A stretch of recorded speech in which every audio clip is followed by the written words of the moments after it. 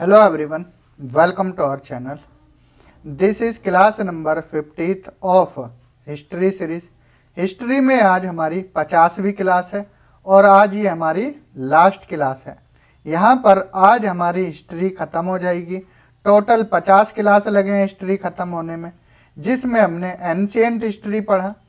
Ancient history में हमने starting pre history प्राग ऐतिहासिक काल से की, फिर हमने इसके बाद इंडस वैली सिविलाइजेशन सिंधु घाटी सभ्यता पढ़ी, इसके बाद वैदिक काल पढ़ा, फिर हमने प्री मौर्यन काल में इसमें महाजनपद के बारे में देखा, 16 महाजनपद, बौद्ध धर्म के बारे में जाना, जैन धर्म के बारे में जाना, फिर हमने मौर्य काल पढ़ा। मौर्य काल के बाद फिर हमने पोस्ट मौर्यन पीरियड देखा।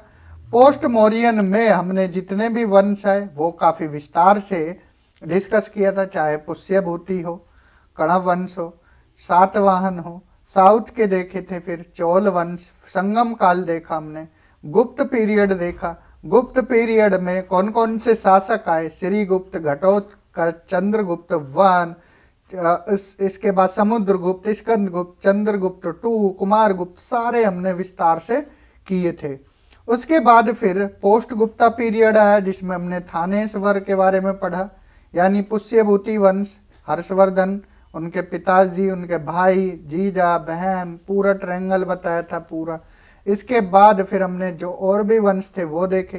फिर हमने राजपूत वंश के बारे में पढ़ा, राजपूत काफ़ी विस्तार से देखे थे। उसके बाद फिर हमने दिल्ली सल्तनत के बारे में देखा, कैसे नींव रखी गई दिल्ली सल्तनत की, क्या कारण रहे थे कि यहाँ पर अट्रैक्ट हो रहे थे लोग भारत की तरफ। दिल्ली सल्तनत में हमने गुलाम वंश देखा।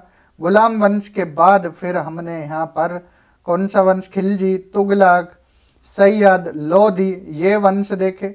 1526 तक ये रहे।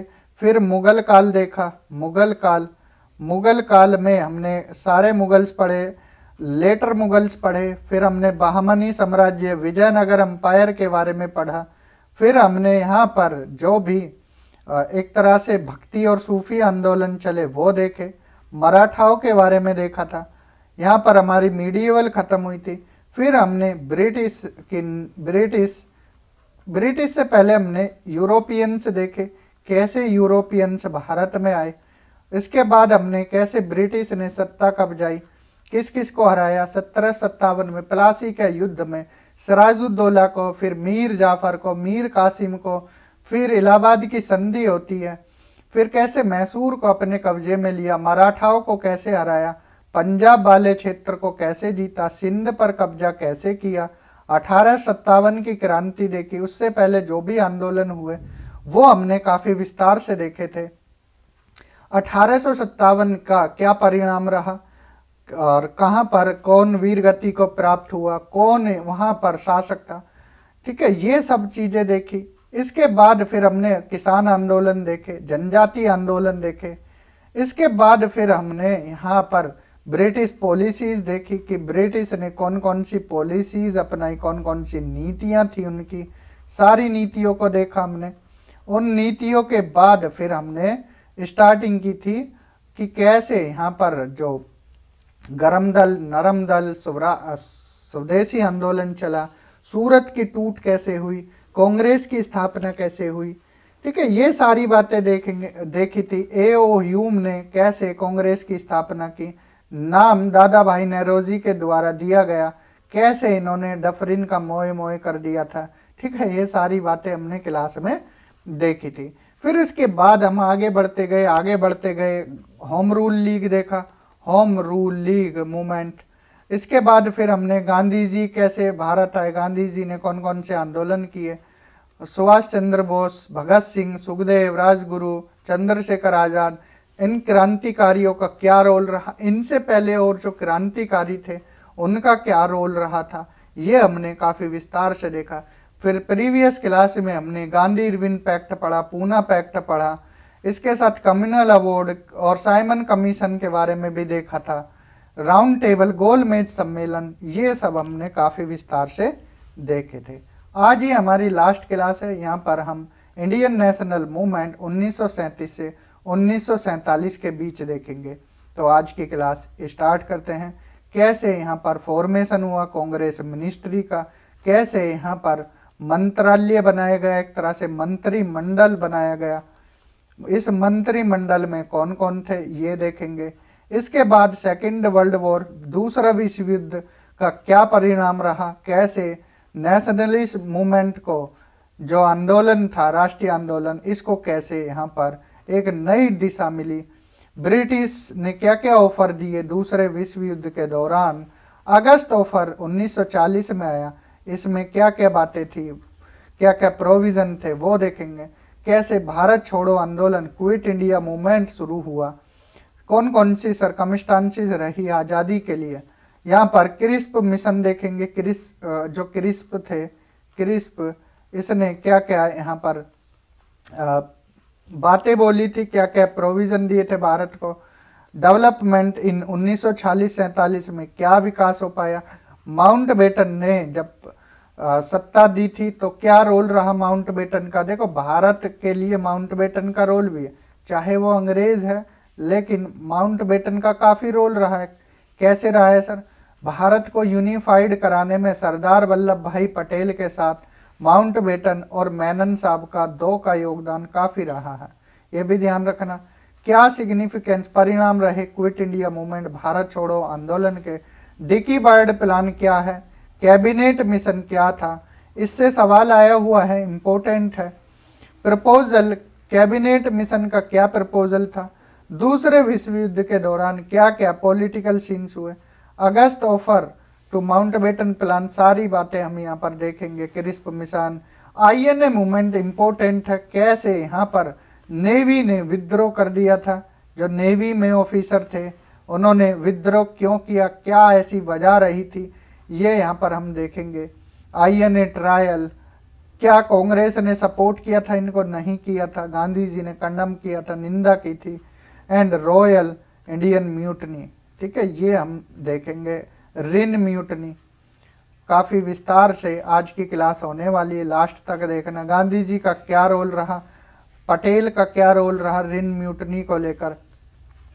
फैक्टर कौन कौन से रहे जिससे सस्पेंशन हुआ रिन म्यूटनी का, एंड फिर बाद में जो भी थे जिन्होंने विद्रोह किया उनका क्या हुआ। इंडिविजुअल सत्याग्रह देखेंगे कि जब गांधी जी को जेल हो गई कैसे इंडिविजुअल सत्याग्रह शुरू हुआ, विनोबा भावे का क्या रोल था, एंड वुमेन का क्या रोल था। तो आज की क्लास में ये सारे टॉपिक हम देखेंगे, ठीक है। पूरे पेशेंस के साथ लास्ट तक जुड़े रहना है, क्लास थोड़ी लंबी होगी, घंटे के आसपास, तो जुड़े रहना है, ठीक है। तो चलिए शुरू करते हैं। इंडियन नेशनल मूवमेंट, भारतीय राष्ट्रीय आंदोलन 1937 से 47। अब देखो 1934 तक हमने पढ़ा था, 1934 के बाद क्या हुआ, गवर्नमेंट ऑफ इंडिया एक्ट आया था, ये हमने बताया कि कैसे यहाँ पर चेंजेस हुए थे, कैसे भारतीय नाखुश थे इनसे। इलेक्शन होते हैं 1936 में, कांग्रेस यहाँ पर जीत जाती है। कौन जीतती है, कांग्रेस। जीत किसकी होती है, कांग्रेस की।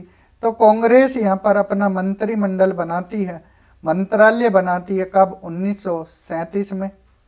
वर्किंग ऑफ कांग्रेस मिनिस्ट्री, तो वो कार्य करने लग जाते हैं। फॉर्मेशन ऑफ कांग्रेस मिनिस्ट्री 1937 में कांग्रेस यहाँ पर कांग्रेस अपना मंत्रिमंडल बना लेती है। Working of Congress ministry, commitment बनाते हैं अपनी। तभी सेकेंड वर्ल्ड वॉर चल रहा होता है, आने वाला होता है 1939 से 45 तक। तो यहाँ पर अब आहट होने लगी थी सेकेंड वर्ल्ड वॉर की। एक खेमे में ब्रिटेन, फ्रांस, यूएसए थे, दूसरे खेमे में जर्मनी, जापान और इटली थे। तो यहाँ पर इंडिया ने, जो इंडियंस थे, किसको सपोर्ट किया, सपोर्ट तो नहीं किया, ब्रिटिश ने कुछ शर्तें रखी, वो शर्तें रखी वो आगे चलकर देखेंगे। तो यहाँ पर इन्वॉल्वमेंट इंडियंस का किसके साथ था, ब्रिटिश के साथ था। तो यहाँ पर कांग्रेस मिनिस्ट्री ने रिजाइन दे दिया 1939 में। ऑफर स्टार्टेड, ब्रिटिश की तरफ से ऑफर स्टार्ट होने शुरू हो गए कि आप हमें यहाँ पर बस सपोर्ट करो, हम आपको डोमिनियन स्टेटस देंगे, ये सारी बातें आने लगी थी। अगस्त ऑफर दिया गया 1940 में। क्रिस्प ऑफर मिला, फेल हो गया, ये भी फेल हो गया। फिर यहाँ पर भारत छोड़ो आंदोलन, क्विट इंडिया मूवमेंट 1942 में शुरू हुआ था। ये एक वायलेंट मूवमेंट था। गांधी जी ने यहाँ करो या मरो का नारा दिया था। ठीक है, तो ये एक बैकग्राउंड है पूरा। क्लियर, यहाँ तक समझ आया। एक क्रोनोलॉजी याद रख लेना, बहुत सवाल आते हैं यहाँ से अक्सर सवाल पूछे जाते हैं कि या तो क्रोनोलॉजी में पूछे जाते हैं, क्रोनोलॉजी में, और हमेशा पूछे जाते हैं यहाँ से, ऐसा नहीं है कि किसी भी एग्जाम में। ये जो पेज है बहुत ज़्यादा इंपॉर्टेंट। अगस्त ऑफर 1940, इंडिविजुअल सत्याग्रह 1941, क्रिस्प ऑफर आया 1942 में, भारत छोड़ो आंदोलन अगस्त 1942, क्रिस्प के बाद ही आईएनए का फर्स्ट फेज सितंबर 1942 में, आईएनए इंडियन नेवी, ये इंडियन नेवी है, ठीक है, दूसरा फेज 1943, राजगोपालाचारी ने फॉर्मूला 1934 में रखा, Desai Liaquat pact 1945, Wavell plan 1945 important है। 1945 में वेवल ने यहाँ पर अपनी जो बातें थी वो रखी थी। फिर आईएनए ट्रायल हुआ, जो इन्होंने नेवी वालों ने विद्रोह किया था तो उन पर क्या कार्रवाई की गई वो यहाँ पर नवंबर 1945। रिन म्यूटनी हुई वो देखेंगे। कैबिनेट मिशन 1946 में, वेरी वेरी इंपॉर्टेंट। एटली ने स्टेटमेंट दे दी फरवरी 1947 में कि भारत को आज़ादी दे दी जाएगी। एंड माउंटबेटन प्लान जून 1947, जून 1947। यहाँ पर माउंटबेटन प्लान के साथ दो पार्ट में भारत डिवाइड हो गया, भारत और पाकिस्तान। तो ये पॉइंट्स ध्यान रख लेना। इतना ये क्रोनोलॉजी अगर याद हो गई तो आज की क्लास में कोई दिक्कत आपको नहीं आएगी। Formation of Congress ministry, Congress ने अपना मंत्रिमंडल बनाया, मंत्रिमंडल। गवर्नमेंट ऑफ इंडिया एक्ट में 1935 में इलेक्शन का प्रोविजन रखा गया। 1936 में इलेक्शन होते हैं, कांग्रेस यहाँ जीतती है। जीत किसकी होती है? कांग्रेस की। कितने प्रोविंस में? 5। टोटल 11 प्रोविंस थे, 11 प्रांत थे। उन 11 प्रांत में से 5 प्रांत में कांग्रेस जीती। बिहार, मद्रास, सेंट्रल प्रोविंस यानी जो बीच वाला है, एमपी वगैरह, यूनाइटेड प्रोविंस उत्तर प्रदेश वाला क्षेत्र, एंड उड़ीसा, यहाँ पर कांग्रेस जीती। कांग्रेस वो nearly half of the seat, भाई 11 में से 5 जीत गई। And finally they formed Congress ministry, तो यहाँ पर वो कांग्रेस मिनिस्ट्री बनाते हैं। Assam was another province where Congress formed government, Assam में भी सरकार बनाई, बॉम्बे में बनाई प्रांतीय। कोएलिशन हुआ कहाँ पर? नॉर्थ वेस्ट और आसाम में गठबंधन हुआ, गठबंधन। वर्किंग ऑफ कांग्रेस मिनिस्ट्री, क्या क्या मांगे थी कि जो कैदी थे उनको भाई आज़ाद करो, लेबर रिफॉर्म, मजदूरों के लिए रिफॉर्म बनाओ, किसानों के लिए कंस्ट्रक्टिव प्रोग्राम बनाओ, डिप्रेस्ड क्लास के लिए वेलफेयर की मांग उठाई, नेशनल एजुकेशन की बात उठी, प्राइमरी एजुकेशन पर focus, vocational training, self supporting education, teaching the truth of all religion, सभी धर्मों के बारे में जो भी सत्य बातें हैं वो बताओ। ऑल्सो नोन एज विद्या मंदिर scheme, Wardha scheme, very very important. Wardha scheme यहाँ स्टार्ट हुई। गांधी जी ने अपनी पत्रिका हरिजन स्टार्ट की। इसमें हमेशा कंफ्यूज रहते हैं स्टूडेंट, हरिजन सुनकर डॉक्टर अंबेडकर लगा देते हैं, जबकि होना चाहिए महात्मा गांधी। गांधी जी ने यहाँ पर ऑल इंडिया नेशनल कॉन्फ्रेंस की, कहाँ पर? वर्धा में, वर्धा में, नाम याद रखना है। वर्धा कॉन्फ्रेंस बोला जाता है। यहाँ पर रेजोल्यूशन पास हुआ। तो वर्धा कॉन्फ्रेंस में कमेटी थी, जाकिर हुसैन कमेटी, ठीक है, ये शिक्षा के लिए थी। जाकिर हुसैन कमेटी किसके लिए? शिक्षा के लिए।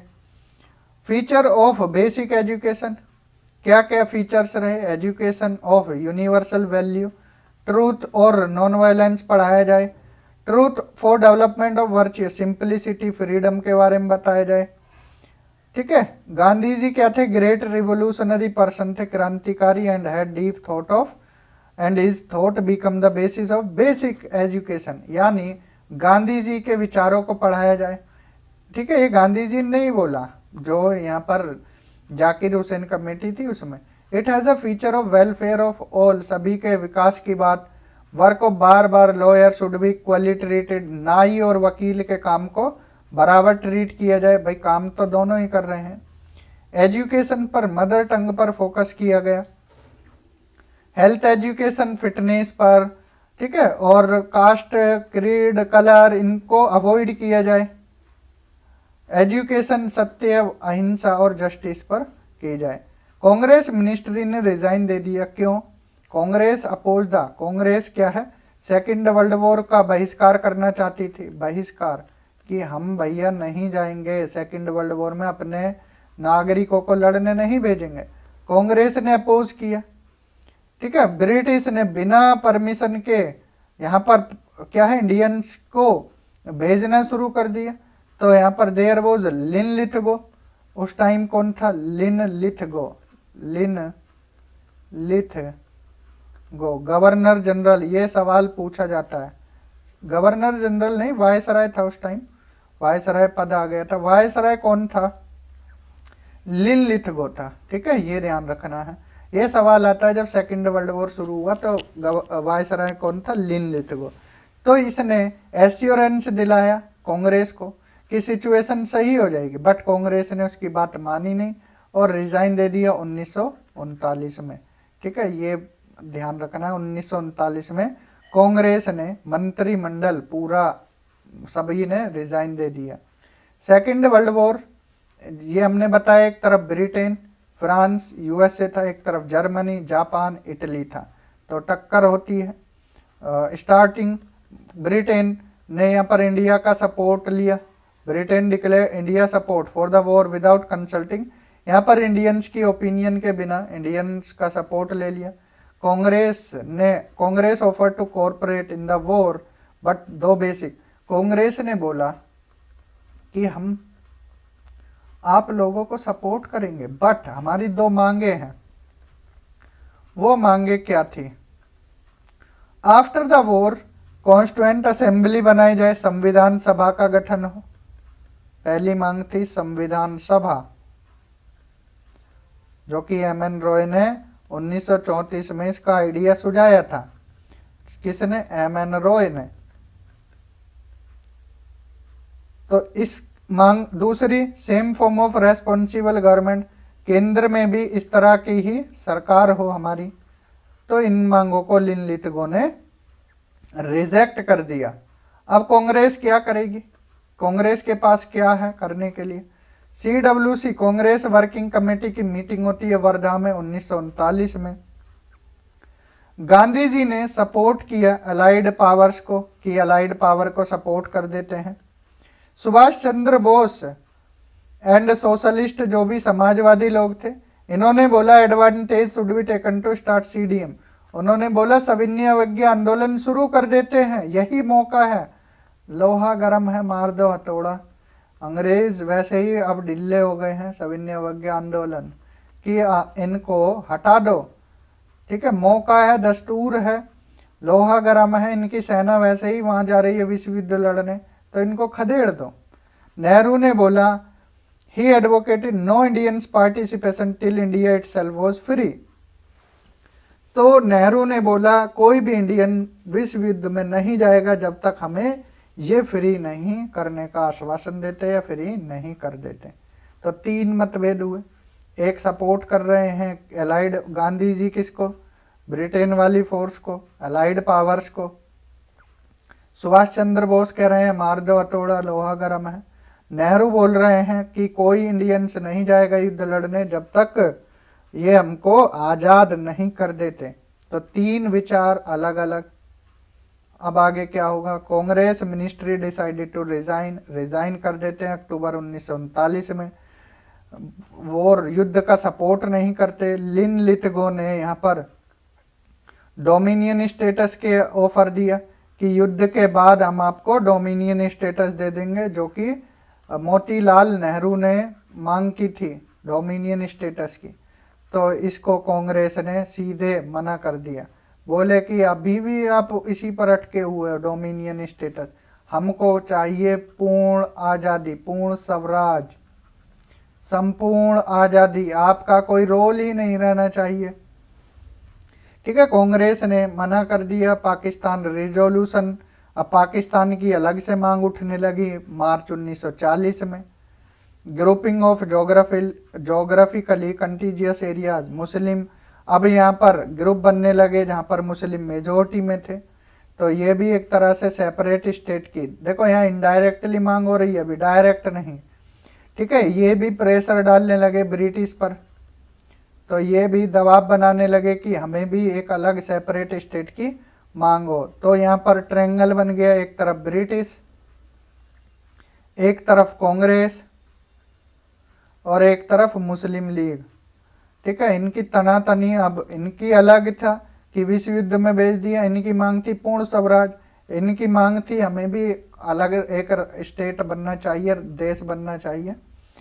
अब देखते हैं इंडिविजुअल सत्याग्रह, सीडीएम क्यों नहीं, आखिर इंडिविजुअल सत्याग्रह की क्यों शुरू किया, सविनय अवज्ञा आंदोलन क्यों शुरू नहीं किया जैसा पहले था?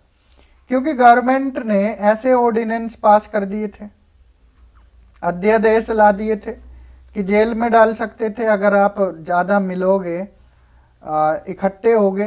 तो यहाँ पर Gandhi asked to initiate the limited satyagraha on individual basis. तो गांधी जी ने बोला एक एक कर कर आप सत्याग्रह कर सकते हो, ऐसा कोई कानून बना नहीं है। तो एक एक लोग बैनर लेकर निकलते थे, यहाँ पर बोलते थे अंग्रेजों भारत छोड़ो बस। तो अकेले को थोड़ी पकड़ोगे, पीसफुल प्रोटेस्ट कर रहे, इकट्ठे थोड़ी हो रहे हैं। तो इसमें ये था डिफेंस ऑफ इंडिया एक्ट में 1940 में जो ब्रिटिश खिलाफ आवाज करेगा उसको जेल में डाल दो। तो गांधी जी एक साथ इकट्ठा नहीं करने चाहते थे लोगों को, जिससे कि उनको दिक्कत आए। एक लोग आता था बैनर लेकर, कोई गाना गा देता था कि मेरा रंग दे बसंती चोला, इस तरह से कि अंग्रेजों भारत छोड़ो। तो यहाँ पर अकेला आते थे और मांग करते थे, तो इसको इंडिविजुअल सत्याग्रह कहते हैं। स्टार्ट हुआ, डिमांड हुई सत्याग्रह की फ्रीडम स्पीच को लेकर, जैसे हमने बताया युद्ध के खिलाफ एंटी वॉर डिक्लेरेशन शुरू हुई।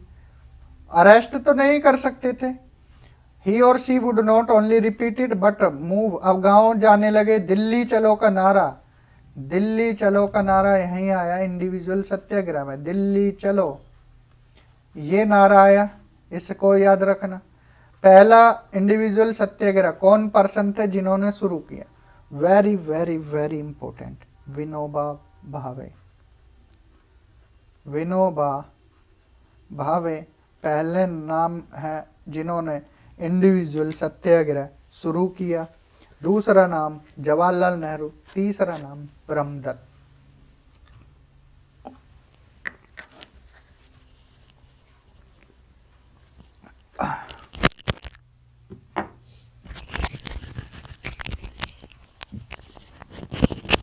ठीक है जी, तो यहां तक कोई दिक्कत?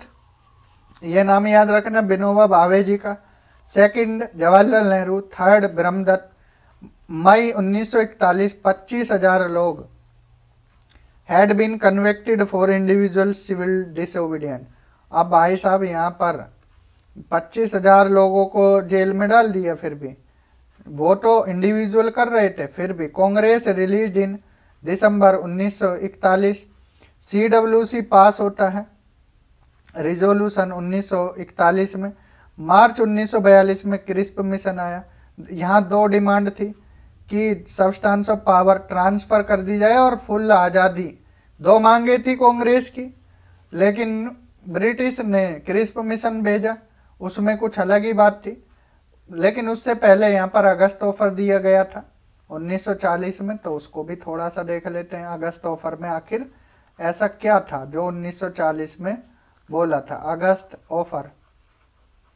क्योंकि उधर विश्व युद्ध चल रहा था, दूसरा हालत पस्त थे भाई, हिटलर था उधर, हिटलर से इनकी हालत खराब थी शुरू में। उधर जापान का सपोर्ट था, जापान टेक्नोलॉजिकली क्या है एडवांस हो गया था। तो ये फोर्स वो तो बाद में यूएस से आता है, यूएस से बाद में अटैक करता है जापान पर, तब जाकर युद्ध ठंडा होता है, सेकेंड वर्ल्ड वॉर। तो 1940 में लिनलिथगो था, पीएम प्रधानमंत्री चर्चिल था, चर्चिल ने ड्राफ्ट किया अगस्त ऑफर, कांग्रेस वर्किंग कमेटी के सामने रखा। जब कांग्रेस वर्किंग कमेटी डिमांड कर रही थी फ्रीडम की, आज़ादी की, तो यहाँ पर क्या क्या बातें बोली गई। अगस्त ऑफर में बोला हम आपको डोमिनियन स्टेटस देंगे, यानी आपको आज़ादी देंगे, लेकिन अब हम राज ऊपर हमारा ही रहेगा, ये बात बोली। Emergence of viceroy executive council for Indian members, तो यहाँ पर जो वायसराय की एग्जीक्यूटिव काउंसिल है इसमें इंडियन मेंबर्स भी रहेंगे। Appointment of war and advisory council with representation of Indians, अब जो युद्ध है, युद्ध की अपॉइंटमेंट और एडवाइजरी काउंसिल है वो भारतीय इसमें रिप्रेजेंट करेंगे। Constitution of representative body to frame constitution after the war, युद्ध के बाद रिप्रेजेंटेटिव बॉडी बनाई जाएगी जो फ्रेम करेगी संविधान को, ये बात बोली गई। Fundamental constitution issue can not be discussed during the time of war, ठीक है, यहाँ पर कॉन्स्टिट्यूशनल इशू मुद्दों की बात नहीं की जाएगी युद्ध के समय। इन immediate expansion of viceroy executive council, ठीक है, ये सब बातें बोली गई थी किसमें, अगस्त ऑफर में। देयर वॉज रिएक्शन, अब यहाँ पर ठीक है कांग्रेस ने भाई नहीं माना इसको, क्यों नहीं माना, there was a reaction to August offer was very hostile, no future constitution to be adopted without the consent of minorities. तो इधर मुस्लिम लीग की अलग ही वो चल रही थी कि हमारी तो कोई बात ही नहीं हुई, मुस्लिम लीग तो हमारी कोई कंसेंट ही नहीं ली गई। कांग्रेस ने हालांकि रिजेक्ट कर दिया था अगस्त ऑफर को क्योंकि डोमिनियन स्टेटस नहीं चाहिए था बिल्कुल भी, क्लियर। फिर क्रिस्प ऑफर आता है 1942 में, March 1942, Cripps offer came to India through a mission, Cripps mission. इसमें स्टीफर्ड क्रिस्प हेड होते हैं क्योंकि ब्रिटिश कैबिनेट से आते हैं सीधा, स्टीफोर्ड क्रिस्प। इन्होंने क्या क्या बोला, वही बात, dominion status, constitution making body बनाओ लेजिस्लेचर में और नॉमिनेटिव नेटिव स्टेट में, मीन्स संविधान सभा की बात बोली। Any province if not accept were make a separate agreement against British, अगर कोई प्रांत इस चीज से राजी नहीं है तो वो अपना अलग बना सकता है, एक सेपरेट एग्रीमेंट दिया उनको। No transfer of power in Indian hand of present, अभी हमारा कोई पावर ट्रांसफर करने का मन नहीं है। British government would accept new constitution, दो कंडीशन रखी थी, ठीक है। ब्रिटिश विल रिटेन, सारी पावर अभी भी ब्रिटिश के हाथ में रहेंगी और governor general power would remain intact, ठीक है। तो गवर्नर जनरल अथॉरिटी रहेगी गवर्नर जनरल की। कांग्रेस ने रिएक्ट किया भाई, गांधी जी ऑल्सो रिएक्टेड, गांधी जी ने भी, कांग्रेस ने किया, गांधी जी ने भी।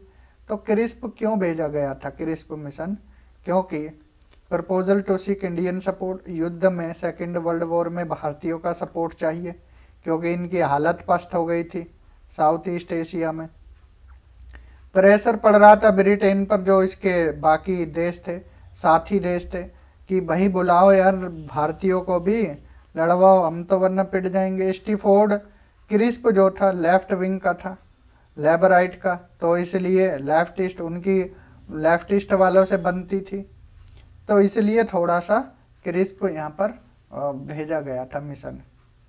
फेल क्यों हो गया, कांग्रेस ने सीधा बोल दिया अभी भी डोमिनियन स्टेटस हमें चाहिए, पूर्ण आज़ादी। दूसरा, representation of state by nominees not by, अब बोला गया कि रिप्रेजेंटेशन नॉमिनीज का भेजा जाए, नामित किया जाए।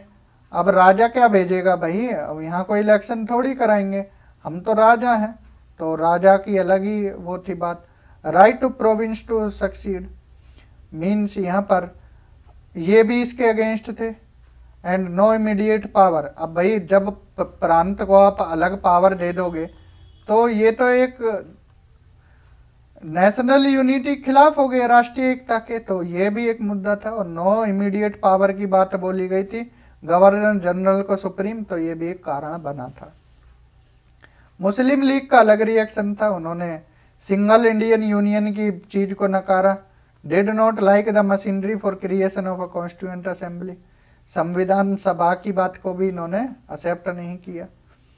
अदर ग्रुप ने भी यहाँ पर रिएक्ट किया कि लिबरल्स का क्या होगा, हिंदू महासभा क्या होगा, डिप्राइव्ड क्लास का और सिख का क्या होगा, तो इन्होंने भी रिएक्ट किया था, तो इन्होंने भी रिजेक्ट कर दिया क्रिस्प मिशन को। ठीक है, इसको एक प्रोपोगेंडा ही बता दिया, Cripps mission turned out to be merely a propaganda device. यहाँ पर Cripps go beyond the draft declaration, बोला गया कि ड्राफ्ट से बाहर मत जाना। ठीक है, क्रिस्प को बस ऐसे लिखकर भेज दिया कि ये जाकर वहां पढ़ दो, बात खत्म। क्रिस्प का मन तो कुछ और था क्योंकि लेफ्टिस्ट था, लेकिन ऊपर से जब उसे ऑर्डर इतना मिला था कि यही यही बातें पढ़ना, उसने पढ़ दी। It was not clear as to who would implement and interpret the treaty affecting the transfer of power. Churchill था ब्रिटिश पीएम, अमेरी था सेक्रेटरी ऑफ स्टेट, बड़ा पद है ये भी, लिनलिथगो वायसराय था और वार्ड कमांडर इन चीफ था। दे ऑल कॉन्स्टेंटली ये क्रिस्प ऑफर का इंतजार कर रहे थे एक तरह से। स्टीफोर्ड क्रिस्प वापस खाली हाथ लौट जाता है, मांगों को ठुकरा दिया जाता है। ठीक है, तो यहाँ पर गांधी जी का रिएक्शन देख लेते हैं। गांधी जी ने इसको पोस्ट डेटेड चेक बोल दिया कि जैसे चेक बाउंस हो जाता है। भाई आप वो चीजें बोल रहे हो जो हम कब मांग रहे थे 1928 में, अब बात चल रही है 14-15 साल हो गए हैं। ठीक है, बात आ रही है 1942 की, आप फिर भी वही चीज लेकर आए हो 14 साल बाद। तो 26 अप्रैल 1942 को गांधी जी ने अपना पत्रिका हरिजन में ये बात लिखी, both Indians and British safely lies in British withdrawal from India.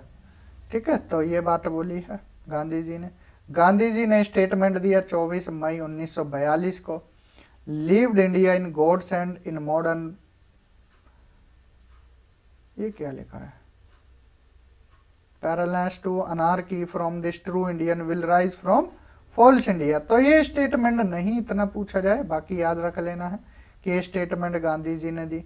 ये बहुत सारी स्टेटमेंट दी थी गांधी जी ने। 7 जून को फिर अलग दिया, I can't afford to wait it, मतलब डू और डाई वाला। 6 जुलाई को फिर मीटिंग होती है वर्धा में। 8 अगस्त को फिर गांधी जी ने डू एंड डाई बोल दिया। ठीक है, ये सब 1942 के टाइम में ही हो रहा है। ठीक है, गांधी जी ने इतनी बातें लिख दी हैं, आपको काम की इतनी नहीं है। ठीक है, क्विट इंडिया मूवमेंट शुरू हो जाता है, भारत छोड़ो आंदोलन, भारत छोड़ो आंदोलन। अब क्रिस्प चला गया, क्रिस्प जो मिशन था वो चला गया क्रिस्प यहाँ से 1942 में। It was the last movement in the Congress platform under Gandhian leadership. तो ये लास्ट मिशन था गांधी जी के नेतृत्व में कांग्रेस का 1942 में, भारत छोड़ो। क्विट इंडिया रिजोल्यूशन में क्या बोला गया, कांग्रेस की मीटिंग हुई गोवालिया टैंक 8 अगस्त 1942 को।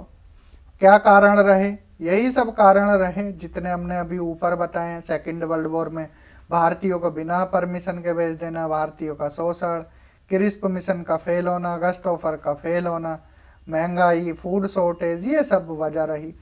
कैसा कैरेक्टर था, वायलेंट मूवमेंट हो गया ये, पहली बार हिंसक आंदोलन पूरे भारत में फैला।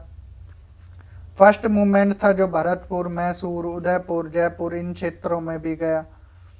पैरेलल गवर्नमेंट बन गई यहाँ पर, पैरेलल गवर्नमेंट। आजाद दस्ता बना, आजाद दस्ता बना। गोरिल्ला बैंड एक्टिविटी कर दी इंडो नेपाल बॉर्डर पर। लीडर कौन कौन से थे आजाद दस्ता में, Shyam Sundar Prasad, Jayaprakash Narayan, Brij Kishore, Kartik Prasad, doctor Baidyanath Jha. Training centre बने इंडो नेपाल के, training centre on Indo Nepal border पर। बंकरों का टापू, क्या था, बंकरों का टापू, बंकरों का टापू ये नाम रखा गया। ठीक है, ट्रेनिंग सेंटर का। अंडरग्राउंड एक्टिविटी चल रही थी। अंडरग्राउंड किसके द्वारा, socialist, forward bloc, revolutionary, local organisation, ये सब। ये भी इम्पोर्टेंट फीचर था कि आप चुप रहकर ही इतनी चीजें कर दे रहे हो रेडियो के माध्यम से लिखकर। तो ये राजा राम मनोहर लोहिया, अरुणा अली, सुचेता कृपलानी, बीजू पटनायक, छोटू भाई पौराणिक, अच्युतीय पटवर्धन, उषा मेहता, ये सब क्रांतिकारी हैं। अरुणा आसिफ अली एंड उषा मेहता, सबके नाम याद रखना है। उषा मेहता ने कांग्रेस रेडियो स्टार्ट किया, voice of freedom from Bombay इसके नाम से, ठीक है, रेडियो स्टार्ट किया था उषा मेहता ने। फिर यहाँ पर क्विट इंडिया मूवमेंट के कौन कौन से प्रोग्राम थे, गांधी जी ने क्या क्या इंस्ट्रक्शन दिए। Native rulers should accept sovereignty of people, यानी संप्रभुता अपनाओ भाई। आप अब राज पाठ छोड़कर थोड़ा देश के हित में भी सोचो, कब तक आप भोग करते रहोगे। Government servant show allegiance to national Indian movement, जो गवर्नमेंट सर्वेंट थे भारतीय, उनको बोला कि छोड़ दो भाई नौकरी वगैरह, देश के लिए आओ। स्टूडेंट यहाँ अटैच हो गए, पीजेंट, किसान, सोल्जर, सब कुछ यहाँ पर आ गए थे इस मूवमेंट में। किसान, ठीक है। टीनेंट्स नोट टू, टैक्स मत दो जमींदारों को। Non acceptance of paper money, paper money का त्याग करो, बॉयकॉट करो सब चीज़ों का। Revenue officer, police officer, district railway, Telegram line, सब का बहिष्कार किया गया। कहाँ कहाँ फैला ये मूवमेंट, बलिया में, सतारा में, तामलुक में। On 9 August 1942 top leader of Congress arrest हो गए थे। तो यहाँ पर बलिया में चित्तू पांडे के द्वारा पैरेलल गवर्नमेंट बनाई गई। सतारा में नाना पाटिल, वाई बी चौहान के द्वारा, सतीश चंद्र के द्वारा। तामलुक में 73 साल की ओल्ड लेडी थी जिन्होंने झंडा लहराया एंड उनको गोली लग गई। नाम था मातंगनी हजारा। मातंगनी, इन क्रांतिकारियों के नाम भी याद रखना, हजारा, मातंगनी हजारा। तो सुनहरे शब्दों में इनका नाम लिखना चाहिए। देश की आज़ादी में गोली खाई इन्होंने, ठीक है, मातंगनी हजारा ने। क्लियर। तलचर में, गाजीपुर में, नागपुर में, भागलपुर में, संथाल परगना में, सब जगह आंदोलन देखने को मिले। सिग्निफिकेंस क्या रहा, ये थर्ड ग्रेट मूवमेंट था। 2 मूवमेंट पहले ही बड़े बड़े हो गए थे। एक तो असहयोग आंदोलन जो देश, पूरे देश लेवल पर चले, असहयोग आंदोलन 1920, सविनय अवज्ञा, सिविल डिसोबीडियंस मूवमेंट 1930 के आसपास, and quit India movement, Bharat छोड़ो आंदोलन 1942। तो ये बड़े 3 मूवमेंट थे, ठीक है जी। तो यहाँ पर इंडियन नेशनल मूवमेंट को एक यहाँ पर ग्रोथ मिली। पैन इंडिया मतलब पूरे भारत में था, नेटिव स्टेट में भी फैला, वायलेंट हो गया था, हिंसक हो गया था मूवमेंट। ये मेंस पर्पस से इसे लिख सकते हो, बाकी अभी काम का नहीं है। गांधी जी का यहाँ पर फास्ट फरवरी 1943 में गांधी जी ने यहाँ पर व्रत रख दिया, हड़ताल चालू कर दी गवर्नमेंट के वायलेंस के खिलाफ। प्रोटेस्ट होने शुरू हो गए, घरों पर, बाहरों में, देश में, विदेश में, मतलब जो विदेश में भारतीय थे वो भी हड़ताल, स्ट्राइक, डिमोन्स्ट्रेशन सब होने लगे। तो 3 मेंबर ऑफ वायसराय, जो 3 मेंबर थे वायसराय की एग्जीक्यूटिव काउंसिल में, उन्होंने भी इस्तीफा दे दिया, ठीक है, उन्होंने भी इस्तीफा दे दिया, गांधी जी को सपोर्ट दिया उन्होंने भी। राजा गोपालाचारी फॉर्मूला आया 1944 में, इंपोर्टेंट है। हालांकि इससे पहले फेमाइन, अकाल पड़ गया था 1943 में। अफेक्ट हुए दक्का, वेस्ट बंगाल और नियर बाई एरिया। सबसे बड़ा अकाल था 1943 का बांग्लादेश, वेस्ट बंगाल वाले क्षेत्र में। 1.3 और से लेकर 3 मिलियन पीपल के आसपास जान गई, मतलब 10 लाख लोगों की जान जाना कितनी बड़ी बात है। 10 लाख लोग मर गए, इससे ज्यादा ही मरे होंगे। इस अकाल में इतने लोगों की जान गई क्योंकि खाने के लाले पड़े हुए थे। राइस इंपोर्ट हो रहा था बर्मा, साउथ ईस्ट एशिया से, वो रुक गया था विश्व युद्ध की वजह से। खाएं तो खाएं क्या। फूड जो था आर्मी को जा रहा था, मिसमैनेजमेंट हो रहा था, तो इन वजहों से इतने लाख लोगों की जानें गई। सी राजागोपालाचारी फॉर्मूला आता है। Formula for Congress league corporation, Congress और मुस्लिम लीग का एक तरह से यहाँ संयुक्त रूप से था। सीआर प्लान में क्या है, Muslim League to endorse Congress demand for independence, Muslim League को सपोर्ट करना चाहिए कांग्रेस को। League to cooperate with Congress in term forming a provincial government at centre, Muslim League को कॉरपोरेट करना चाहिए कांग्रेस के साथ प्रांतीय सरकार बनाने में।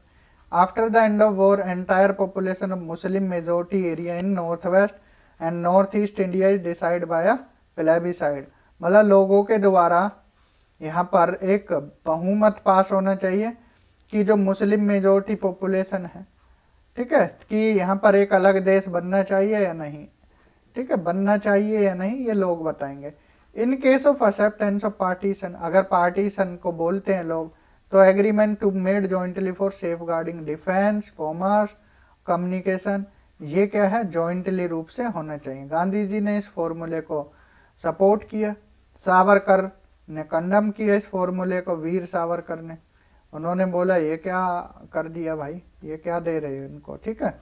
जिन्ना ने दो नेशन थ्योरी रखी, यहाँ पर टू नेशन थ्योरी का वेलकम किया, एक्सेप्ट किया कि ठीक है लोगों के द्वारा।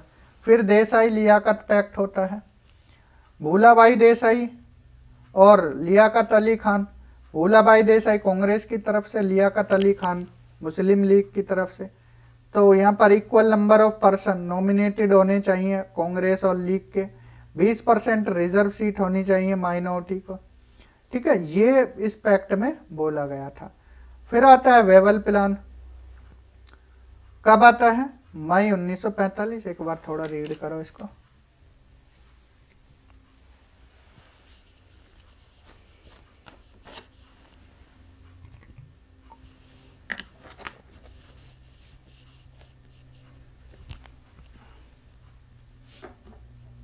सेकेंड वर्ल्ड वॉर का एंड हो गया 1945 में, अभी भी खतरा था, but Japanese threat still remained, Japanese का भी खतरा था।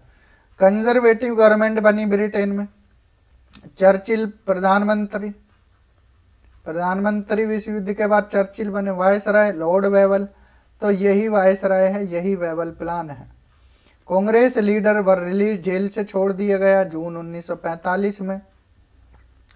Wavell at Shimla in June 1945, Shimla में ये मीटिंग हुई, क्योंकि अंग्रेज थे तो सर्दी जून में गर्मी होती है, तो उन्होंने ऐसी जगह ढूंढी शिमला कि आओ भाई शिमला में बैठकर चाय पीते हैं, कुछ बातचीत करते हैं। अब विश्व युद्ध तो खत्म हो गया। All member of executive council were to be Indians except governor general, पहली बात वेवल प्लान में क्या बोली कि एग्जीक्यूटिव काउंसिल में सभी मेंबर भारतीय होंगे, सिर्फ गवर्नर जनरल हमारा होगा और कमांडर इन चीफ, दो हमारे रहेंगे, बाकी सब आपके। हिंदू मुस्लिम बराबर का दर्जा दिया जाएगा। Reconstruction council function as interim government, अंतरिम सरकार बनाई जाएगी। GG was to exercise is veto on advice of ministers, तो यहाँ पर वीटो का यूज कर सकता है governor general. Representative of different parties were to submit list, कि जो बाकी पार्टी हैं वो जॉइंटली या अलग से इलेक्शन लड़ेंगी। Possibility were to kept open for negotiation of a new constitution once the war was finally won, जब पूरी तरह से युद्ध जीत लिया जाएगा तो संविधान पर चर्चा की जाएगी। मुस्लिम लीग का क्या रिएक्शन रहा, कांग्रेस का क्या स्टैंड रहा। लीग ने all Muslim member to be league nominees, तो लीग ने बोला जो ऑल मुस्लिम मेंबर है वो मुस्लिम लीग नॉमिनेट करेगी, सब मुस्लिम की जिम्मेदारी मुस्लिम लीग की होगी, हमें किसी का और यहाँ पर सलाह नहीं चाहिए, ये इन्होंने बोला। कांग्रेस ने ऑब्जेक्ट किया। An attempt to reduce the Congress to the status of a purely caste Hindu party and insisted on its right to include member of all communities among its nominees. Congress में भी अब कांग्रेस ने बोला भाई आप बोल रहे हो कि मुस्लिम की जिम्मेदारी मुस्लिम लीग की, तो मुस्लिम तो कांग्रेस में भी हैं, ठीक है, तुम कब से मुस्लिम के हितैषी हो गए, ठीक है, तुम कब से मुस्लिम के ठेकेदार हो गए मुस्लिम लीग, हमारी पार्टी में भी मुस्लिम है, तो उनकी जिम्मेदारी भी आप ही लोगे क्या, तो तनातनी फिर हो गई, ठीक है, तनातनी चलती रही है। अब देखते हैं आईएनए, क्या देखते हैं, आईएनए इंडियन नेशनल आर्मी के बारे में। अगर आईएनए की बात करें, इंडियन नेशनल आर्मी की, तो idea of INA was first conceived bye Malaya. देखो पहली बार ये कहाँ पर, मलाया में, यानी मलाया कहाँ पर है, म्यांमार को बोला गया है ये, मोहन सिंह के द्वारा। ये एक इंडियन ऑफिसर थे ब्रिटिश इंडियन आर्मी में, decided not to join British army and turn to Japanese for help. तो इन्होंने क्या बोला, हम ब्रिटिश आर्मी को सपोर्ट नहीं करेंगे, इन्होंने सीधे तौर पर बोला हम जापान वाले लोगों को सपोर्ट करेंगे। तो यहाँ पर एक तरह से विद्रोह कर दिया, इन्होंने सीधे तौर पर विद्रोह कर दिया। ये इंडियन ऑफिसर हैं। आईएनए दो फेज में हुआ, आईएनए की फुल फॉर्म याद रखना, इंडियन नेशनल आर्मी। तो दो फेज में हुआ, पहला फेज सितंबर 1942 में चला, सितंबर 1942। सेकंड फेज आगे देखेंगे अभी। First division of INA was formed at, कहाँ, सिंगापुर में। ठीक है, ये म्यांमार में नहीं है, यहाँ गलती से बताया, मलाया पेनिनसुला, यानी जो ये एक पेनिनसुला है, यहाँ पर सिंगापुर कई देश जुड़े हुए हैं इसमें, तो यहाँ पर ये पेनिनसुला पूरा बना हुआ है, तो आप ध्यान रखना है। ठीक है, सिंगापुर है, तो सिंगापुर में ये पहला हुआ। Japanese thinking of invading India, तो जैपनीज इंडिया को क्या है, इन्वेड करना चाहते थे, and INA would help them. ठीक है, तो पहले इनका आइडिया ये था जैपनीज का कि इंडिया पर कब्जा कर लें, लेकिन but later on due to difference of Mohan Singh with Japanese army the movement could not take place. लेकिन जब मोहन सिंह ने उनको सपोर्ट दिया तो यहाँ पर एक आइडिया टल गया। सेकंड फेज कब चला, जुलाई 1943 में सुभाष चंद्र बोस के द्वारा, कहाँ, सिंगापुर में। पहले फेज में मोहन सिंह, नाम याद रखना है, उन्होंने ही स्टार्ट किया था। फिर आते हैं सुभाष चंद्र बोस, इन्होंने कांग्रेस छोड़ दी थी, फॉरवर्ड ब्लॉक बना दिया था, कब, 1940 में। मार्च 1941 में वो इंडिया से चले गए। इन्होंने अप्रोच किया रशियन लीडर्स को हेल्प के लिए कि हम आपकी हेल्प करेंगे रशियन वालों को, क्योंकि वो अलग खेमे में थे, तो उनको बोला कि हम ब्रिटिश के अगेंस्ट आपकी सहायता करेंगे। बट हो गया उल्टा, जून 1941 में सोवियत यूनियन ने हाथ मिला लिए जो एलाइज थे उनके साथ, यानी वो खुद ब्रिटिश खेमे में चला गया। तो बोस गए कहाँ, जर्मनी हिटलर के पास, एंड वहाँ से फिर वो जापान गए, क्योंकि जर्मनी जापान एक खेमे में थे। तो उन्होंने हेल्प के लिए बोला, he asked for Japanese help for an armed struggle against British. तो वो सिंगापुर आए, सिंगापुर जुलाई 1943 में। यहाँ रास बिहारी बोस, ये वही बोस है जो हमने बताया था कि ये बेस बदलते रहते थे, और हम कब से बता रहे हैं इनको, शुरू से ही। ठीक है, तो यहाँ रास बिहारी बोस और अदर मिले। अक्टूबर 1943 में इन्होंने प्रोविजनल इंडियन गवर्नमेंट बनाई, हेडक्वार्टर रंगून, जो बर्मा की कैपिटल है, रंगून, म्यांमार, वर्तमान का म्यांमार, और सिंगापुर में। तो इन्होंने मुख्यालय बनाए। 1944 में इम्पहाल कैंपेन फेल हो गया, एंड स्टडी जैपनीज 4 अप्रैल 1944 को बैटल ऑफ कोहिमा हुआ। जापान ने यहाँ सरेंडर कर दिया। INA prisoner of war were brought back to India, a powerful movement emerge in their defence. इसको बोलते हैं आईएनए ट्रायल। कि जो इन्होंने सपोर्ट किया तो इनको पकड़ लिया गया, कैदी बना लिया गया, और इनको लाया गया कहाँ पर, भारत। आईएनए ट्रायल चला। ठीक है, तो INA raising free Indian unit for India to fight on the side of Germany. ये आईएनए किसकी तरफ से, जर्मनी जापान की तरफ से।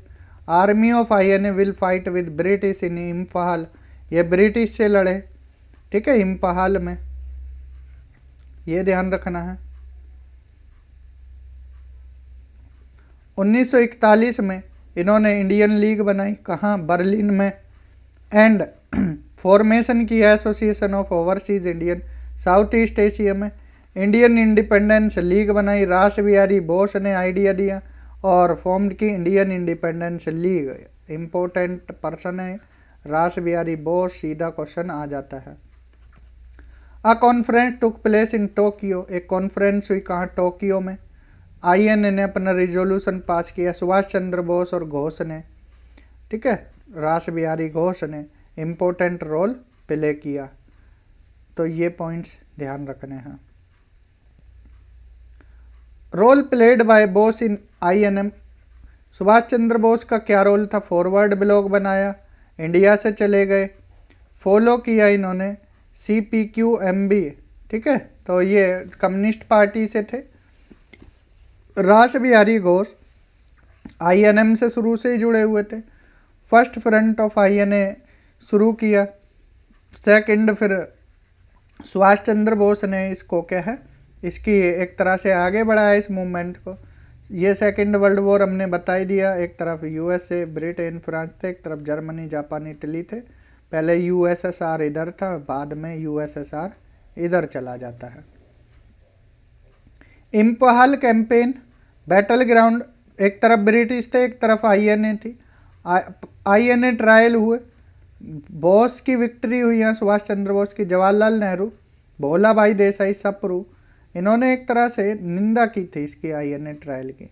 आज़ाद हिंद फौज बनाई। फंडिंग कहाँ से होती थी, साउथ ईस्ट एशिया से आईएनए को, इंडियंस के द्वारा भी होती थी। आज़ाद हिंद गवर्नमेंट बनी कहाँ, पोर्ट ब्लेयर में, पोर्ट ब्लेयर ध्यान रखना है, important, Andaman and Nicobar capital है। 1943 में आज़ाद हिंद फौज, पोर्ट ब्लेयर को राजधानी बनाया। National anthem of Azad Hind government वो द जनगण मन, किसने पहली बार नेशनल एंथम का यूज़ किया इन्होंने, हालांकि पहले भी गाया गया था लेकिन इन्होंने इसको नेशनल एंथम, राष्ट्रीय गान बनाया अपना आज़ाद हिंद गवर्नमेंट ने। Government was recognized by Germany, Japan, Italy, Burma, Thailand, China, Philippines, यहाँ पहचान मिली। स्लोगन था दिल्ली चलो। It was at the time, Subhash Chandra Bose को नेताजी का टाइटल मिला। बोस ने गांधी जी का आशीर्वाद लिया रेडियो पर। Funding was done by India living in south east Asia, तो इंडियंस के द्वारा फंडिंग दी जा रही थी जो साउथ ईस्ट एशिया में थे। 3 ब्रिगेड बनाई गई, Azad brigade, Nehru brigade, Gandhi brigade, और वुमेन में रानी लक्ष्मीबाई। सवाल पूछा गया है, रानी लक्ष्मीबाई ब्रिगेड बनाई, इसको हेड किया लक्ष्मी स्वामीनाथन ने। वेरी वेरी वेरी इंपॉर्टेंट, ठीक है, ये सवाल आते हैं, इसलिए आपको पूरी थ्योरी से फैक्ट भी याद करा रहे हैं जिससे फैक्ट भी छूटे ना। सुभाष चंद्र बोस, यहाँ पर सुभाष ने सुभाष ब्रिगेड बनाई by comprising the 3 brigade that was Nehru, Gandhi and Subhas brigade, ठीक है। तो यहाँ पर 3 ब्रिगेड थी, वो भी ध्यान रख लेना। इम्पाल कैंपेन को हेड किया शहनवाज ने, किसने, शहनवाज ने। आईएनए हेड 2 हेडक्वार्टर थे, ये बताया, एक रंगून में और एक सिंगापुर में, ये भी ध्यान रखना। Imphal campaign, leader Shahnawaz, other leader Gurbaksh Singh Dhillon and PK Sahgal, but British ने इस कैंपेन को क्रश कर दिया, लीडर्स को पकड़ लिया और लाल किले ले आए। कहाँ ले आए, लाल किला, भैया आपने हमारे खिलाफ विद्रोह कर दिया, अब आओ लाल किला ले आए, ठीक है, Lal Qila. Where they were tried and this was called as INA trial, लाल किले में लाकर इनको बंदी बना लिया। आईएनए ट्रायल चला, पहला trial, first trial in the red fort, कब सॉरी नवंबर 1945 में, नवंबर 1945 trial of leaders of INA, इनके खिलाफ ट्रायल चला। इंडियन लॉयर्स थे, इनके डिफेंस में आए, भूला भाई देसाई, आसफ अली सप्रू, जवाहरलाल नेहरू एंड KN काटजू, ये नाम याद रखना है, जो इनके सपोर्ट में आए थे, इनको बचाने के लिए सारे वकील उतर गए थे। Congress organise INA relief and inquiry committee, Congress ने आईएनए रिलीफ चलाया, इंक्वायरी कमेटी बनाई और कलेक्टेड फंड, उनको सपोर्ट करने के लिए फंड कलेक्ट किए। There was also public support, public का भी सपोर्ट मिला इनको।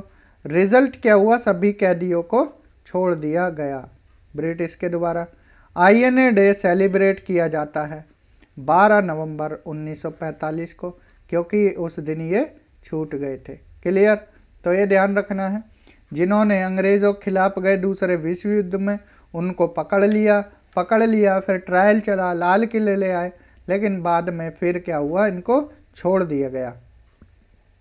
रिन म्यूटनी, रॉयल इंडियन नेवी, ये इंपॉर्टेंट है, royal Indian navy.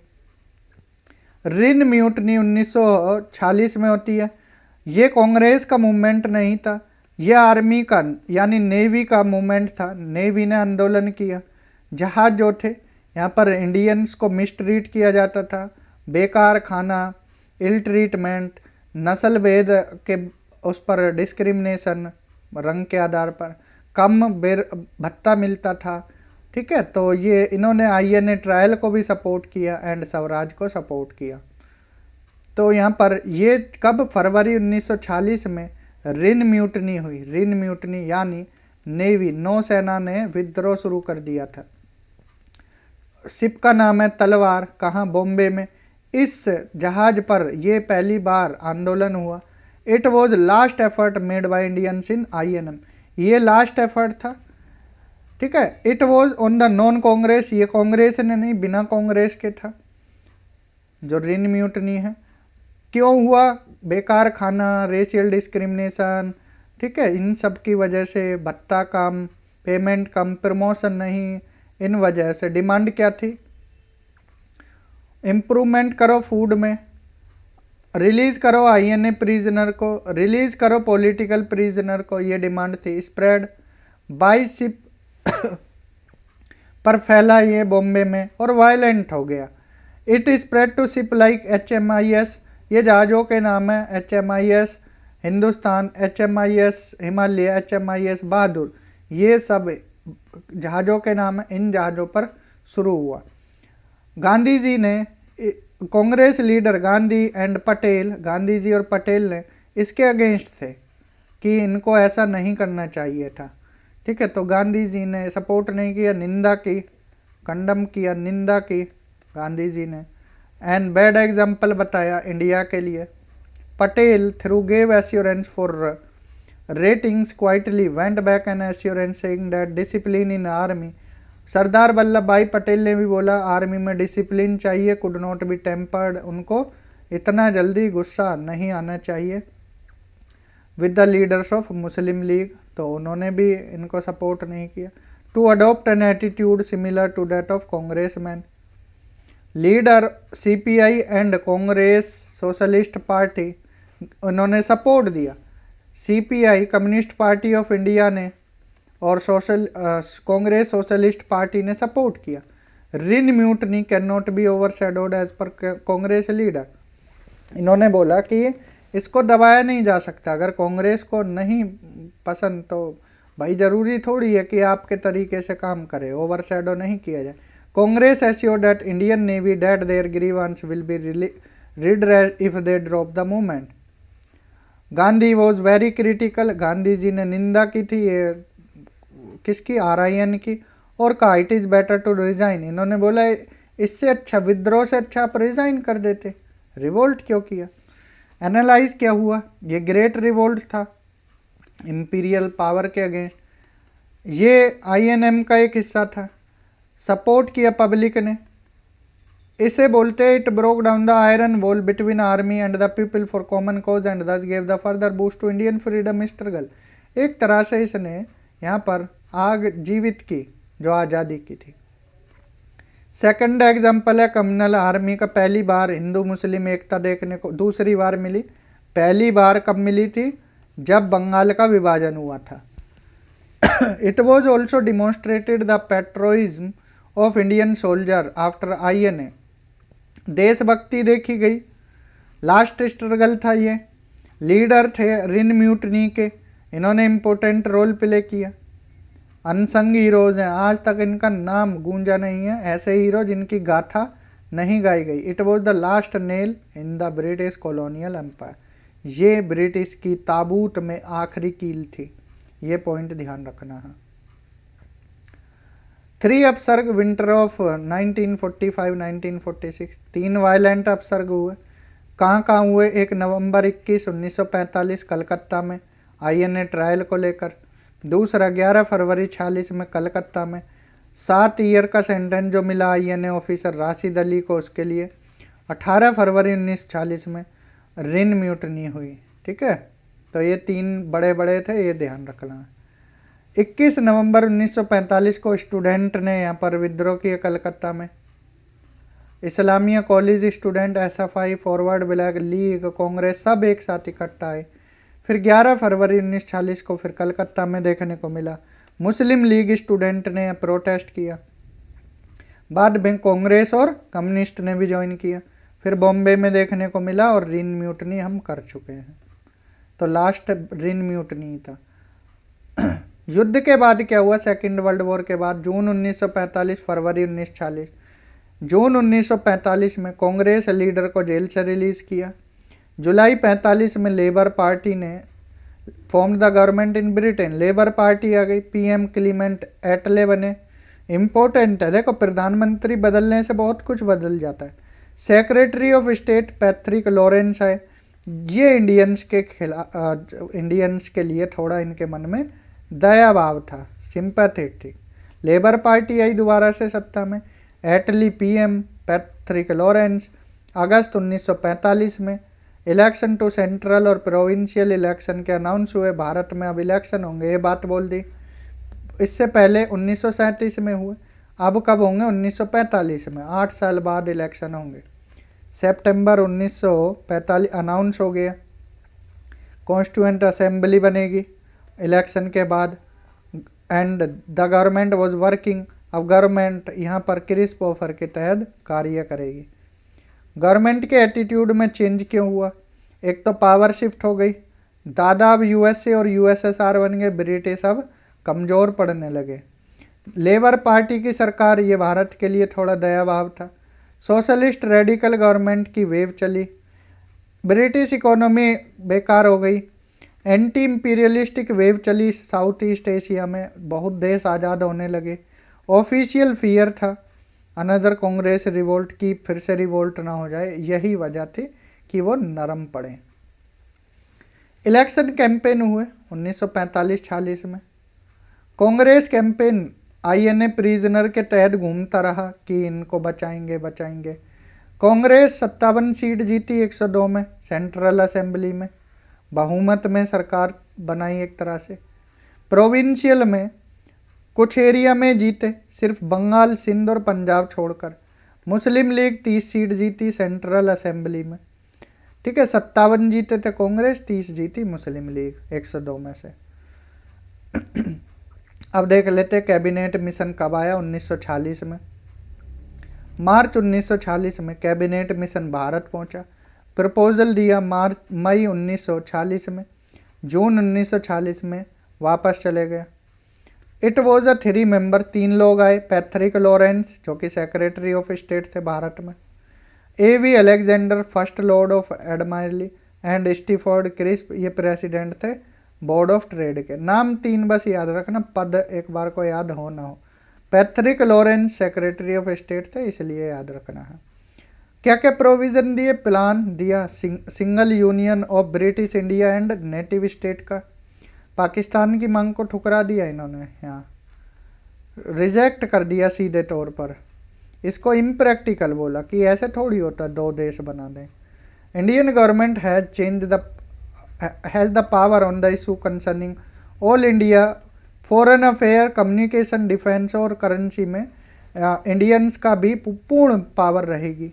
Cabinet mission ने यहाँ ग्रुपिंग की प्रोविंस की, एक तरफ Madras, Bombay, United and central province, Bihar, Orissa जो बड़े बड़े थे इनको सेक्शन A में रखा। सेक्शन B में पंजाब, सिंध, नॉर्थ वेस्ट, ये थोड़ा मुस्लिम बाहुल इलाका था, बंगाल और आसाम को C में रखा। It was also proposed for an interim government, यहाँ अंतरिम सरकार बनी। मुस्लिम लीग और कांग्रेस दोनों थे, अंतरिम सरकार, interim government. It was also provided for the, यहाँ पर संविधान सभा के लिए भी बात बोली गई।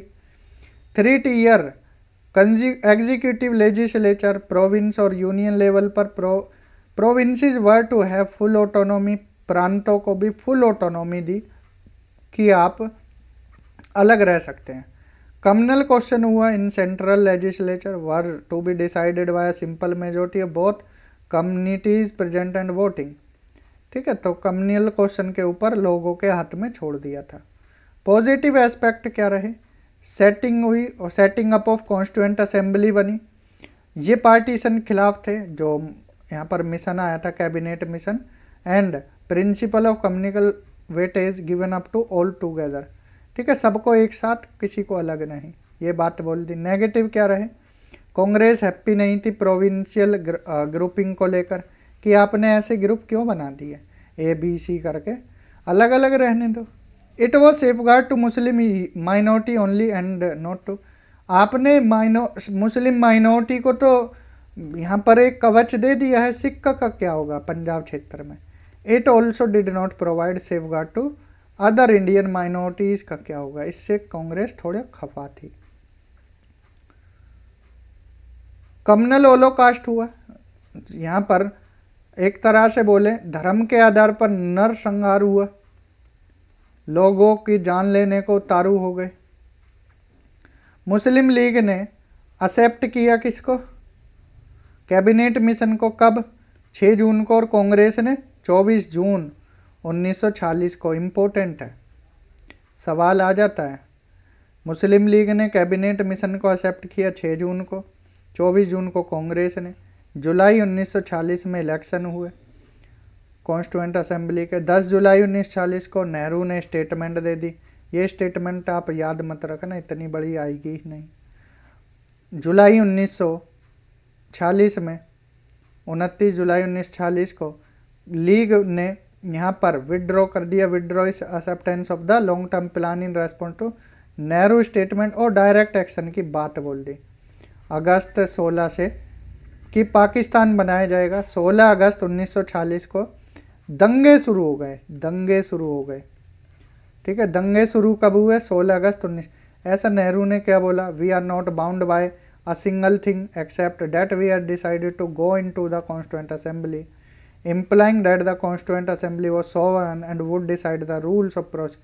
This big possibility that there would be no grouping, grouping के लिए मना कर दिया कि ये ग्रुपिंग नहीं होगी, एंड ऑब्जेक्शन किया बी एंड सी को। ठीक है, तो प्रोविंस के खिलाफ थे वो ग्रुपिंग के, तो यहाँ पर मुस्लिम लीग भी खफा हो गई, दंगे स्टार्ट हो गए। 10 सितंबर 1946 को कांग्रेस डोमिनेटेड कांग्रेस ने अंतरिम सरकार बनाई, इंटरिम गवर्नमेंट, अंतरिम सरकार बनाई। मुस्लिम लीग ने सरकार को ज्वाइन किया। अगर आप पॉलिटी में आपको पढ़ाएंगे यहाँ पर कि मुस्लिम लीग के भी नेता थे और कांग्रेस के, 26 अक्टूबर 1946 को वो क्या है, पार्लियामेंट में जाकर एक तरह से विद्रोह करते थे, सभा चलने नहीं देते थे। 9 दिसंबर 1946 को पहली मीटिंग हुई, लीग ने मीटिंग ही अटेंड नहीं की, मुस्लिम लीग ने। फरवरी 20 1947 को एटली का स्टेटमेंट आता है। एटली ने क्या बोला, ब्रिटिश पीएम थे, उन्होंने बोला कि हम 30 जून, ध्यान देना, 30 जून 1948 को पूरी तरह से हम अब सत्ता भारत के हाथों में सौंप देंगे। एटली ने रिप्लेस किया वेवल को वायसराय पोस्ट से, नए वायसराय लॉर्ड माउंटबेटन बना दिए गए, लॉर्ड माउंटबेटन। क्लियर, तो यहाँ पर 3 जून 1947 को माउंटबेटन भारत आते हैं। माउंटबेटन प्लान को डिकी बार्ड प्लान भी बोला जाता है। माउंटबेटन प्लान, थोड़ा सा इस पर चर्चा कर लेते हैं, फिर एंड की तरफ चलेंगे। डेट याद रखना, 3 जून 1947, इम्पोर्टेंट। ठीक है, ऊपर कितनी थी, 3 जून 1947, डेट याद रख लेना, एग्जाम में सीधा सीधा है। क्या पॉइंट थे, फ्रीडम दी जाएगी with partition formula on the basis of grant of dominion status, 2 dominion होंगे, 2 कॉन्स्टिट्यूएंट असेंबली होंगी। पंजाब बंगाल दोनों में रहेंगे Hindu Muslim, to vote for partition, vote कराया जाएगा कि किधर जाएंगे। सिंध अपना डिसीजन खुद लेगा, रेफरेंडम होगा नॉर्थ वेस्ट और सिलहट में। फ्रीडम 15 अगस्त 1947, इम्पोर्टेंट। माउंटबेटन ने क्या बोला, देखो एटले ने तो बोला था कि 30 जून 1948 को दंगे इतने हुए कि लॉर्ड माउंटबेटन को भेजा नया वायसराय बनाकर। उसने बोला ठीक है भाई, तुम्हें आज़ादी अब पहले ही दे देते हैं वरना लोग जान ले लेंगे अपनी। 15 अगस्त 1947 को आज़ादी मिली भारत को। एक कमीशन बनाया, रेड क्लिफ कमीशन। इन्होंने रेखाएं खींची भारत और पाकिस्तान की। Why Congress accepted dominion status. Congress ने आखिर डोमिनियन स्टेटस को एक्सेप्ट कैसे कर लिया? वो पीसफुल और वेरी क्विक ट्रांसफ़र चाहते थे पावर का। Important for Congress to assume authority to check the explosive situation. Immediate transfer होना पावर का, डायरेक्ट सेक्शन चल रहा था, कम्युनल वायलेंस चल रहे थे, वर्चुअल कोलैप्स हो गया इंटरिम गवर्नमेंट का। इन सब वजह से कांग्रेस ने हामी भर दी थी। ठीक है, कोई दिक्कत? जुलाई 18 1947 को बिल पास होता है। इंडिपेंडेंस ऑफ इंडिया एक्ट 1947 पास होता है। भारत को आज़ादी के लिए मोहर लगा दी जाती है। इसमें क्या था वो भी एक बार देख लेते हैं। डेवलपमेंट 1947 में क्या हुआ? यूएसए यूएसएसआर में कोल्ड वॉर।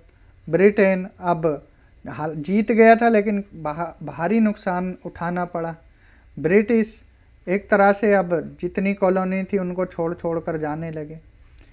ब्रेकडाउन प्लान सितंबर 1946। अब यहाँ पर वेवल को वापस बुला लिया। Total withdraw March 1948। There will be a phase wide withdrawal of British officer. Breakdown plan fail हो गया। इसके बाद लंदन टॉक हुआ। एटली, क्लीमेंट एटली ने इंडियन लीडर्स को टॉक के लिए लंदन बुलाया। इसमें कौन कौन गए? नेहरू, बलदेव सिंह, जिन्ना, लियाकत अली खान। टॉक हुई Patrick Lawrence, but London talk fail हो गया। एटली ने डिक्लेरेशन कर दी और माउंटबेटन को भेज दिया। नए वायसराय बनाए माउंटबेटन। ठीक है, पूरा नाम है Louis Francis Albert Victor Nicholson Mountbatten. पूरा नाम याद मत रखना, माउंटबेटन याद रखना। डिकी बर्ड प्लान भी बोलते हैं। ट्रांसफ़र पावर के लिए ही स्पेशली भेजा गया था। He took various interview of Indian leaders.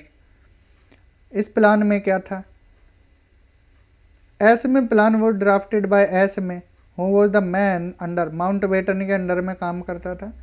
इसको बाल्कन प्लान भी बोलते हैं। पावर का transfer, each native state and let them decide. जो भी आज़ाद रहना चाहता है वो आज़ाद रहे, जो भारत में मिलेगा भारत में, जो पाकिस्तान में पाकिस्तान। दिस वॉज नॉट, ये नेहरू ने एक्सेप्ट नहीं किया, हैंस इट वॉज फेल्ड, ये भी फेल। फिर मैनन प्लान आता है। मैनन कॉन्स्टिट्यूशनल एडवाइज़र थे माउंटबेटन के। मैनन प्लान को एडिट किया नेहरू ने। पटेल को भेजा सपोर्ट के लिए और plan resulted into transfer of power. 2 unit बनी, इंडिया एंड पाकिस्तान, और लेटर अप्रूव्ड कर दिया ब्रिटिश कैबिनेट ने। 3 जून को प्लान आता है।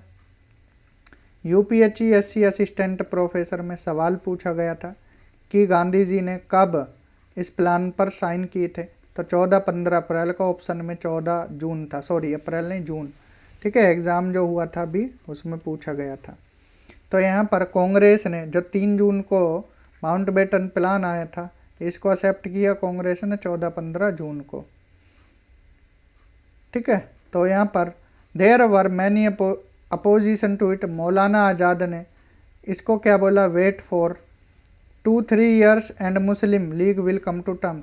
मौलाना आज़ाद ने बोला था कि भाई थोड़ा समय देते, मुस्लिम लीग शांत हो जाती और देश का बंटवारा नहीं होता।